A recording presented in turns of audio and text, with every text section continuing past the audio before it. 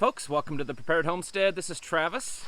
Thank you for stopping by to watch. It's a little breezy today, so I'm gonna hope that my microphone won't be too horrible. I know I'm having some problems, and if you can just bear with me, I'm trying to fix it.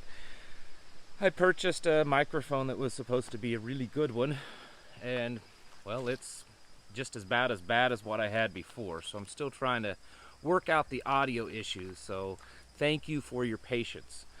Before we get started, if you would, go ahead and click the like and the subscribe button down below, and off to the side when you subscribe, there's a little bell. You can click on that to get notifications. Of course, if you don't like the video, I guess don't do it, but it would help get the word out on some of the content that I'm trying to produce on here. Today's content, I know it's going to be a repeat in some ways, or at least the subject is.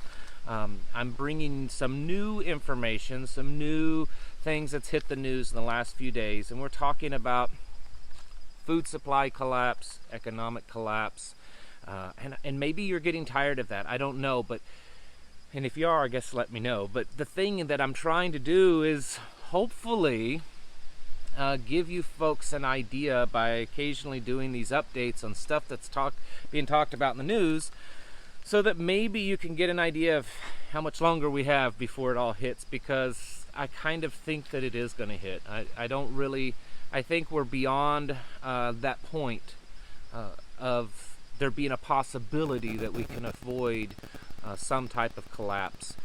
I think it's being orchestrated. I talked about in the last video, if you want to go back and watch that, on the Great Reset. There is a lot of orchestration going on, control, manipulation. What we're seeing is not just happening by chance. And so today I want to talk about some of the things that's happened just in the last few days in the news, in case you've missed it. And then we'll, at the end, kind of do a wrap-up on just some more ideas of things that you can be doing to be prepared for what's coming. The Wall Street, this one kind of jumped out at me, and this article's a couple of days ago. The Wall Street Journal broke a story that grocers all across the United States are basically stockpiling goods in their grocery stores and in their warehouses. They're making what they're calling pandemic pallets of things that they saw during the first wave back in March and April, where people were running out and doing the panic buying. They're trying to stockpile as much as they can right now in preparations, because they believe that this, there's another crash coming, another wave coming, another panic buying coming. And so they're trying their best to get prepared for that, because their normal stocks and normal warehouse quality is down. They don't have the stockpiles that they normally would have, because of all that's happened over the last 6 to 9 months. And we saw how hard they got hit, how rapidly they got hit the last time. And when that happened back in the spring, you have to understand that the market was pretty solid at that time. And while there was, everything wasn't as perfect as a lot of the media told us, it was in definite better condition than it is now. I mean, there definitely, the warehouses, the food supply, the market in general was a whole lot better condition than it is right now. And we saw how rapidly the warehouses dwindled down to nothing, how rapidly grocery stores ran out of stuff, ran out of food, ran out of water, ran out of toilet paper, very rapidly. And what they're trying to do is get prepared for that again, but I think it's going to hit a lot worse this time. And I know that some of you say this, and I've said it before, sometimes the second wave of a virus isn't as bad, but that's not always the case. So even if this thing was completely natural and unadulterated by the human hand, there is a chance that the second wave could be much worse. The Spanish flu of 1918, the second wave, was much, much worse than the first wave. Now, how much manipulation and alteration is going on behind the scenes to possibly mutate this to something more than it already is, who knows? But I don't think, whether or not realistically the reality is that the second wave, or that this wave hitting us this fall and winter is going to be worse or not, they're going to tell us that it's worse, I assure you. They want to instill as much fear and panic in the American public as possible, and the global public.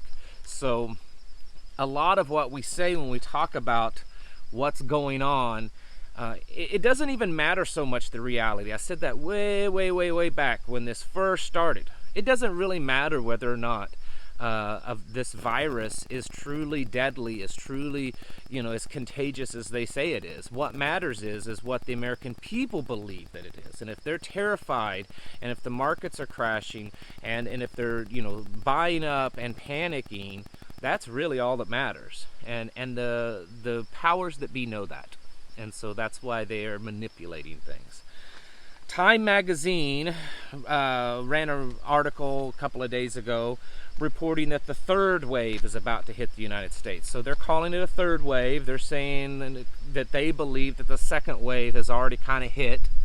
I don't agree with that, because this first wave is just now really hitting in some areas. For instance, my area and in a lot of the rural areas, the first wave is just kind of hitting. I'm not buying this third wave thing, but hey, whatever. So, but the point is that they're saying that it's about ready to hit the United States.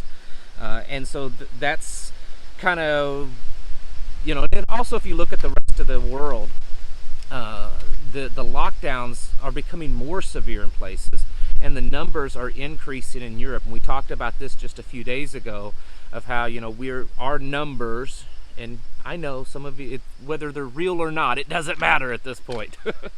Our numbers have always been just behind. Our wave, our increase has been behind Europe. It hit there first, and then it hit here. Well, now it's picking up speed again in Europe, so it means that we're right behind it. So we have to take this serious and be prepared for it. It doesn't matter whether it's real or not. It doesn't matter if there really are the numbers that they're saying. The panic will be there.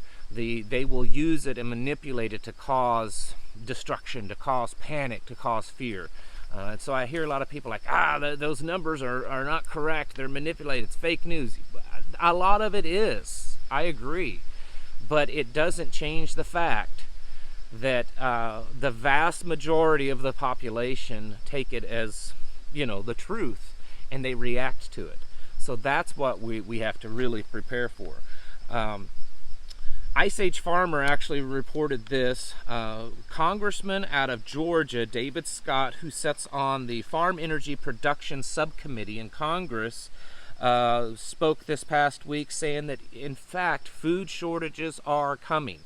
That all the data that they have of this year's crops that were affected because of all the shutdowns and the testing and the virus and all that, he said, in fact, food shortages are coming, that we have to be prepared for them. So that's something that, I guess you could say it's more fake news, but I tend to believe that at least that statement is correct. Something else on the more of the financial end, and I wanted to bring up these three things that I noticed in the last few days. The Deutsche Bank has, and some of you may have seen this because there's a few other videos reporting on this. The Deutsche Bank notified their clients in the last couple of days that there is in fact an increased risk of financial disruption within the next 6 months to 2 years. So their clients, they're warning them to get their financial affairs in order, because a crash is coming, a market crash is coming. They don't know exactly when, they're saying, but it is happening. And then this one I found on my own. I thought it was quite interesting. A guy named Clem Chambers. Some of you, I've never heard of him. It's being reported by one of the financial news sites. This guy is the CEO of Europe's largest financial website. He's, not well known apparently, but if you look into his history, this guy seems to be one of these financial experts. He did an interview a couple of days ago, and he said that the information that he's been getting, that in fact a market crash is happening. It is on its way. And he said it's to the point that he himself personally has allocated all of his holdings into cash. I mean, that's pretty significant.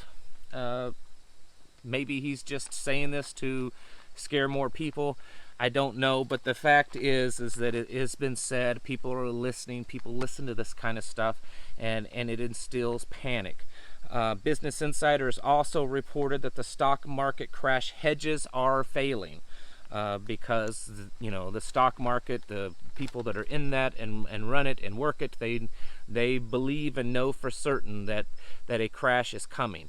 There's a lot of people talking about possibly before the election. I would not doubt it because, as we're all seeing, both sides have definitely increased the mudslinging, and the very left slanting media is doing all they can to try to sway the election one way or the other. So the odds of something much bigger happening before the election, I think, are really good. There's a lot of things happening, though. Peace and war both going on in the Middle East, it seems, right now. Or at least, rumors of war declarations. And then all of a sudden, the Palestinian Authority, I read yesterday, has agreed to sit down to peace negotiations and peace conferences starting next year between Israel and the United States because of the recent peace deals between some of the other Arabic countries. There's a lot of stuff going on, folks, and we've got a winter coming, and I believe it's going to be a pretty harsh one. And I'm not talking about the weather, because of all the shutdowns, the major hit that the farming agricultural industry has taken because of this. And I don't believe that that's just a coincidence that our agricultural industry has taken the biggest hit with this pandemic. I really do believe that we are looking at some serious shortages and most likely a market crash, possibly a complete financial crash. There's a big push for this digital dollar, so a lot of people believe that they're trying to basically blow up the US dollar so that they can usher in this new digital currency. And it's most likely going to happen at some point. So is that some point soon, or is that some point years down the road? It's hard to tell, but we still have time to get prepared as much as possible.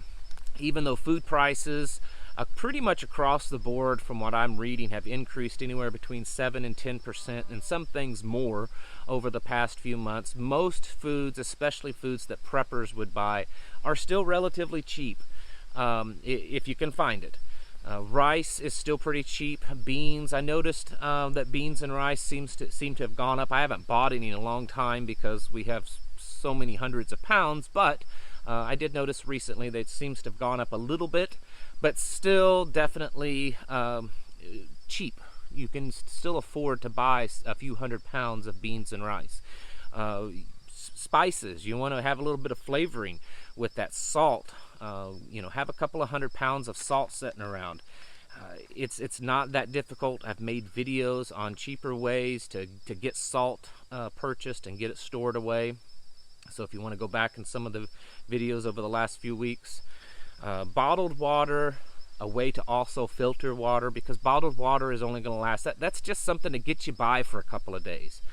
Because if you stored up enough bottled water, and I'm not talking about just the store-bought bottle. I'm talking about also in jugs. Whether you put it in 5-gallon jugs, you can't store up enough water forever, or at least for several months, because it takes so much water to live by, to bathe, to cook, to go to the bathroom, that kind of stuff, if you're using it for all those things. Basically stored water is something that's for a few days, 2 days, 3 days, maybe a week at the most. And then from that point on, you need to have a water source and the ability to clean that water. So you need to know where you can get the water from, and don't count on municipal water, because it could fail also. Those pumps, run off of some type of energy source, and they could fail depending on what happens.